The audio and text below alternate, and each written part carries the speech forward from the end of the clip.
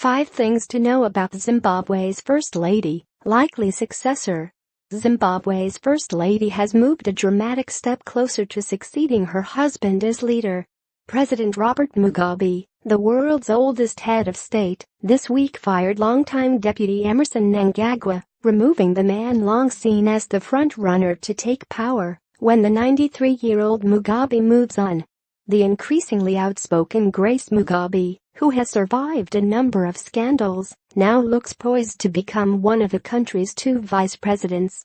Here are 5 things to know about her. The affair. Grace Mugabe was a secretary in the president's office when the two began an affair, while Robert Mugabe was married to his first wife, Sally.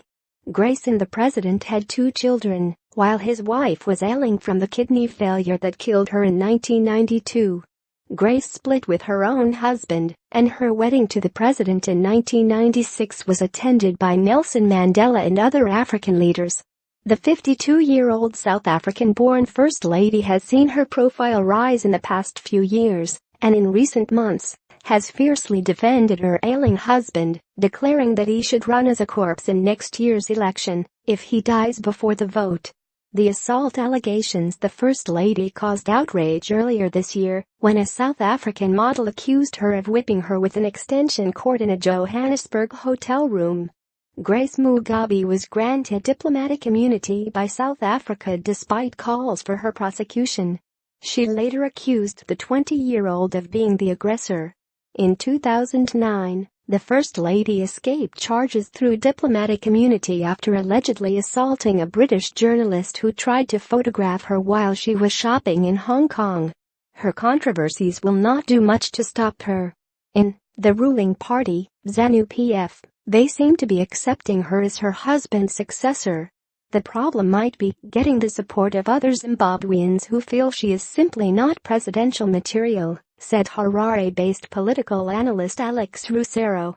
The money. Despite an often abrasive manner, Grace Mugabe's commanding presence and charity work have won support from some Zimbabweans.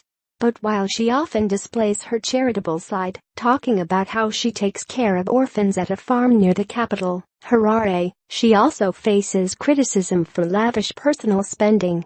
Last month, the First Lady approached a Harare court to recover over $1 million she said she paid to a Lebanese for a 100-carat diamond ring. Such actions have frustrated many in the once prosperous southern African nation whose economy has fallen apart in recent years. The growing power. The First Lady emerged to become her husband's chief defender in 2014, when she led the firing of Joyce Mujuru, a vice president and potential successor to the president.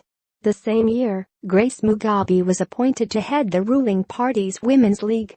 In recent weeks, the First Lady and her husband had openly criticized Mnangagwa, a longtime ally of the president.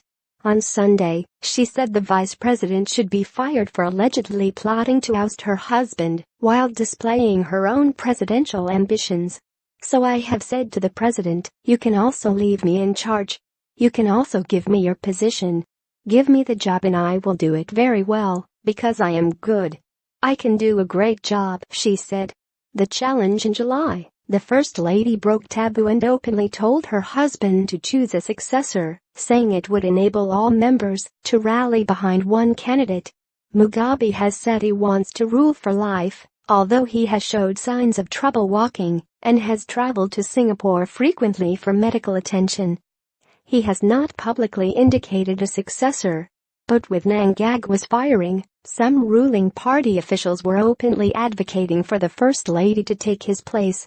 The only person possessing such qualities is the leader of the Women's League, none other than Her Excellency Dr. Grace Mugabe. Youth League leader Kudzai Chipanga told reporters.